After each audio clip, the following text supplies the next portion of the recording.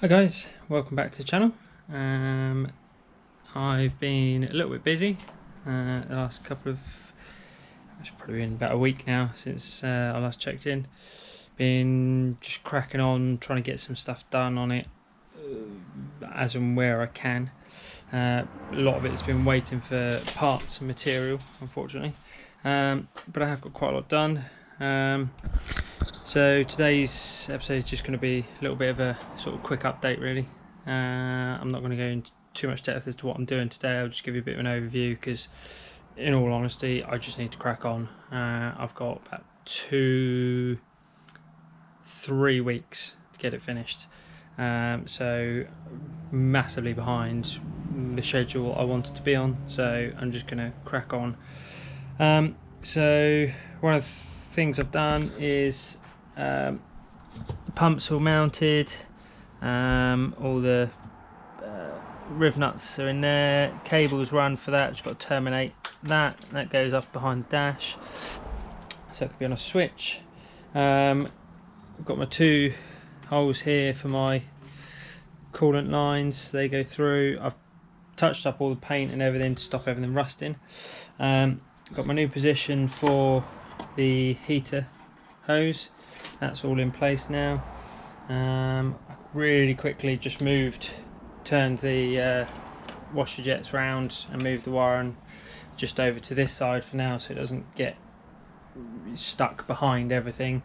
That's really low on my priority list, but at least now I haven't got to take the charger off or anything stupid like that because I forgot to move the pipe work.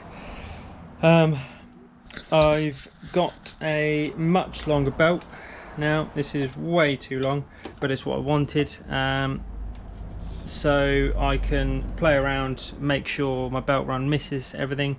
I can then also slit this belt and cut it down to length and then measure it so I can get a pretty accurate idea of the exact length of belt I need to order. I have cleaned up and opened up the Supercharged plate, so there's still a little bit more tidying up to do, but it's all got to be welded and everything, so I'm going to leave that till afterwards. So this was just 2 small holes in here, so I've opened this right out to the same passage as the supercharger. I've also made a plate for the charge cooler, so that's now got something that I can weld to and can be bolted in, so that is very good. I've just been playing around with basically how this is all going to work and how it's all going to go together. There's going to be quite a lot of fabrication involved, and I'm going to do it out of cardboard and try and get it out of as few pieces of metal as possible.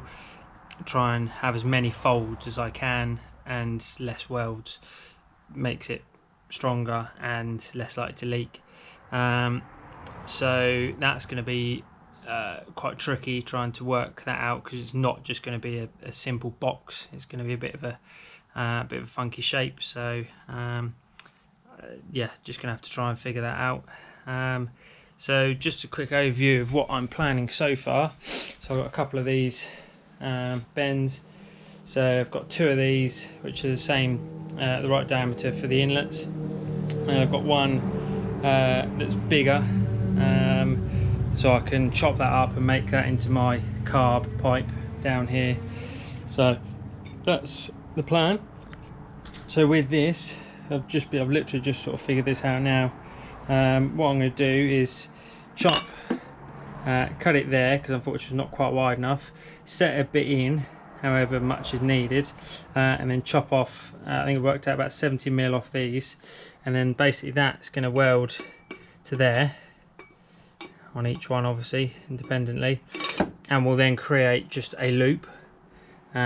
Obviously that won't work, I need to do more than that. So then what I'm going to do is once I've worked out the final position of my charge cooler, I'll then slash that across there and build it up, put another piece the other side and the other, that way, to try and basically aid the flow as much as I can in here. So trying to keep that radius, I think, is gonna really help, because just straight in tubes. I could potentially do that, but I think there's going to be just a bit too tight for that. But yeah, I'm just going to have to play around and everything. I've been playing around with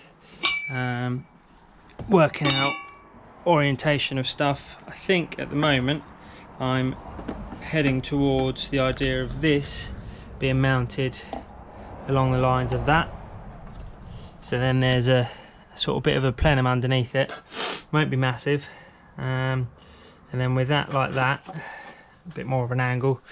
I can't lift the charger and lift the charger on, but the charger will then sit here with the belt run down there. So it's up high out the way and should hopefully allow me to do what I want to do. So I think that's going to probably end up sitting there. I'm not worried about getting being able to get this off or this out with all this here. You know, it's no matter what I do, unless I put it up here, even with that rock cover on, I'm not going to miss all the rockers. So there's just no chance of that. And you know, getting it out isn't going to aid me in any way.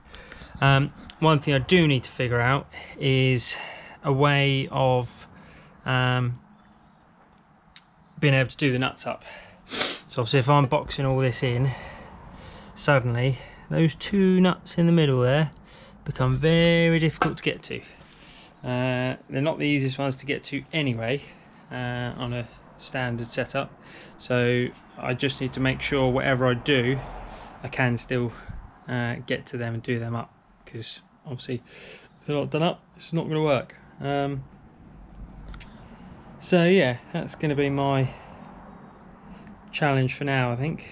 So I think I'm going to start by chopping up that 180, get that welded on and fitting nice, and then just build it up from there. I've just got to start from the inlet up, and you know, then above that the charger can sit wherever it sits. Obviously it's position longitudinally is fixed. It's determined by the belt run, so that's fine. So then I can just play around with forward and back, and again some of that is going to be dictated by the belt run, you know, what it clashes into, what it misses and stuff. And then yeah, if it ends up too high and I have to chop it out of the bonnet, then I have to chop it out of the bonnet. At this point it's a case of, you know, trying to get everything in situ and packaged in a way that doesn't make it impossible to fit, which is going to be the hard part. So yeah, I will, very brief episode today, bit just more of an update as I said. So I think I'll probably leave it there, and yeah, catch you guys next time. Hopefully next time I'll either be midway through the actual build of the inlet box, plenum, the whole thing, or it will be finished. I'll try and take you along the way, but it depends how involved I get. You know, I don't always have time to film everything I do, and it's not the easiest thing to film either. So but I will do my best to bring you guys along with the on my ride, as it were, because this is where it gets interesting. This is where it's completely custom, you know.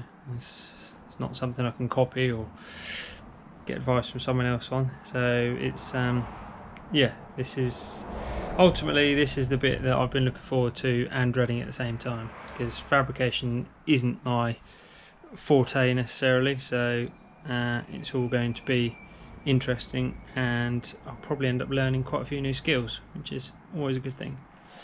So thank you for watching, and I will catch you in the next episode. Thank you very much.